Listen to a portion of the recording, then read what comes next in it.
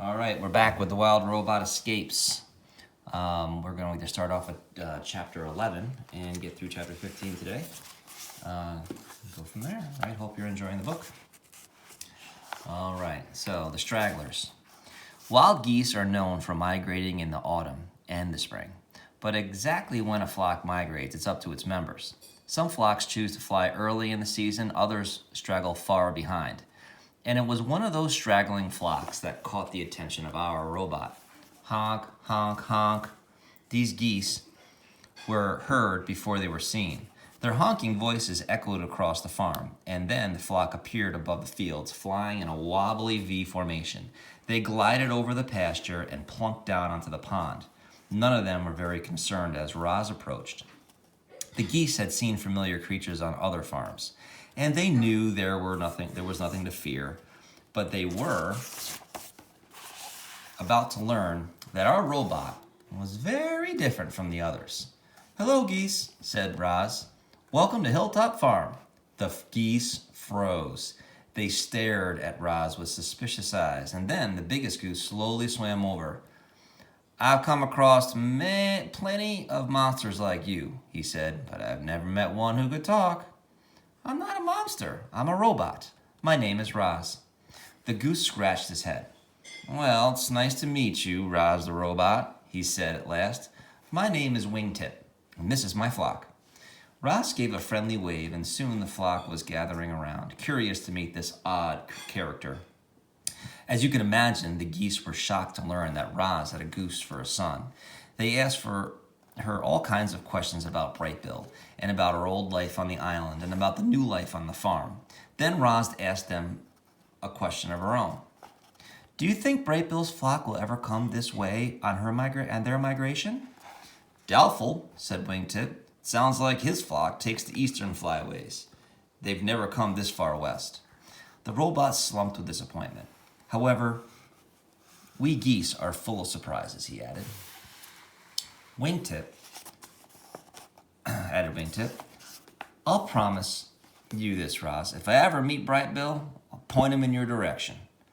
The talk was interrupted by giggling and barking. The children were taking their dog for a walk.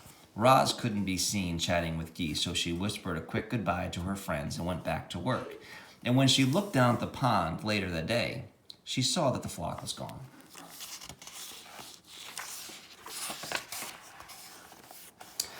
Chapter 12, The Homesick Robot. We all feel homesick at one time or another. Even the robot felt something like homesickness. Roz belonged with her son and her friends on that island. She was determined to find her way back there. But how? If the robot was seen doing anything unusual, Mr. Sharif might have her destroyed. Roz had to be careful, so she calmly went about her farm work, day in and day out. But all the while, the homesick robot was secretly planning her escape. The electronic signal, chapter 13. Beep, beep, beep, beep. A message was flashing on Roz's computer. The drone was reporting that gusty winds had sent it spiraling into the neighbor's bean field. So the robot grabbed the big heavy toolbox and marched out to clean up the mess. Roz found the flying machine upside down and its landing gear poking above the rows of leafy plants. It had some scrapes and scratches, but no major damage. She flipped it over, brushed it off, and tightened a few screws. Then she said, "Return to Hilltop Farm." The engine started buzzing, and the engine lifted off the ground and flew home. As Raj marched back, she cut through a strip of forest that separated the two farms. There were trees and ferns and rocks and shrubs and small forest animals. It was a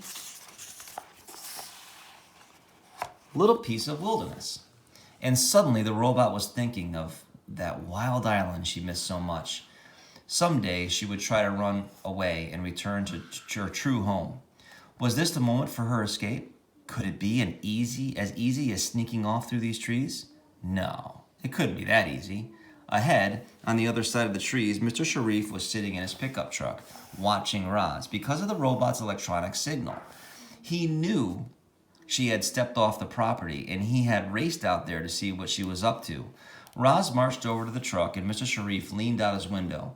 He had a serious expression on his face. Don't ever leave the property without my permission. Understand? I understand, said Roz. She understood all right. She understood that she was always being watched. She understood that she was trapped on Hilltop Farm.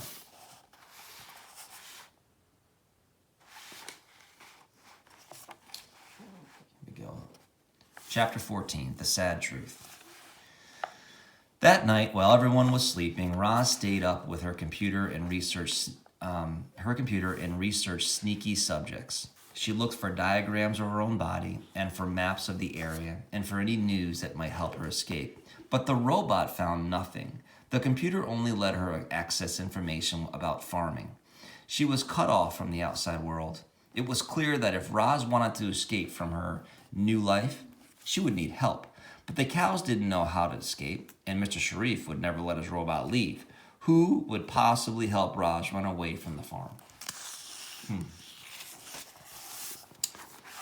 Chapter 15, The Children. As time rolled by, Roz saw less and less of Mr. Sharif, but she saw more and more of the children.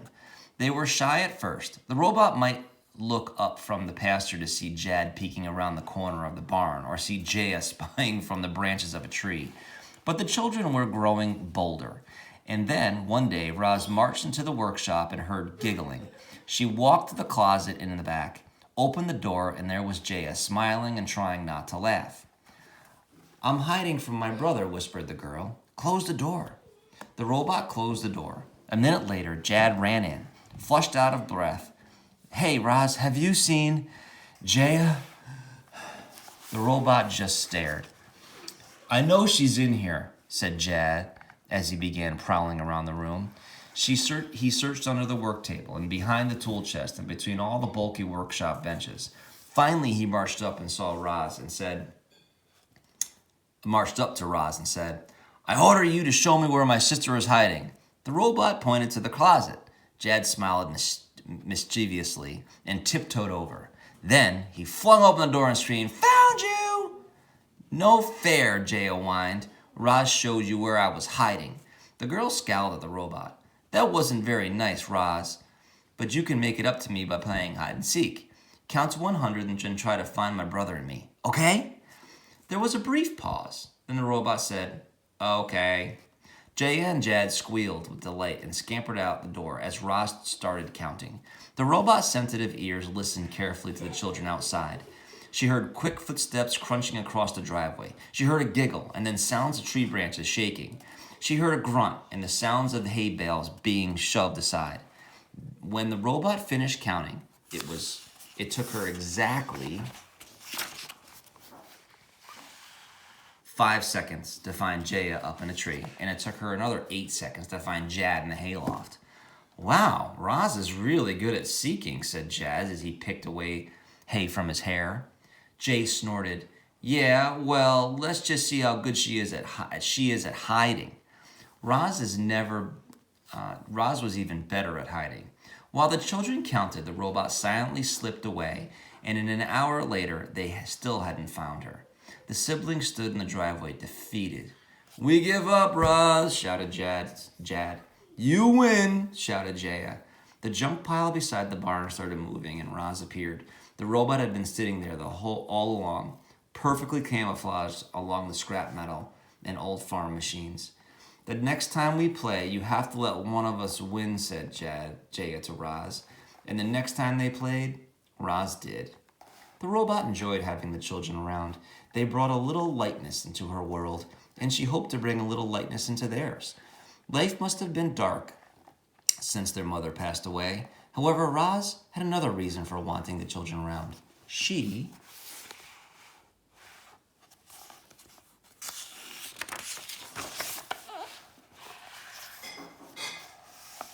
needed them. Her only chance of ever returning home was if Jaya and Jad could find it in their heart to help her escape.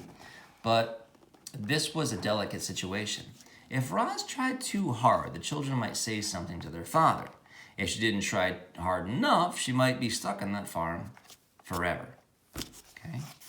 And the next chapter is going to be The Robot's Dream. All right. We'll see you next time, and maybe the children will help out Roz, and maybe they won't. Who knows? All right, have a great weekend.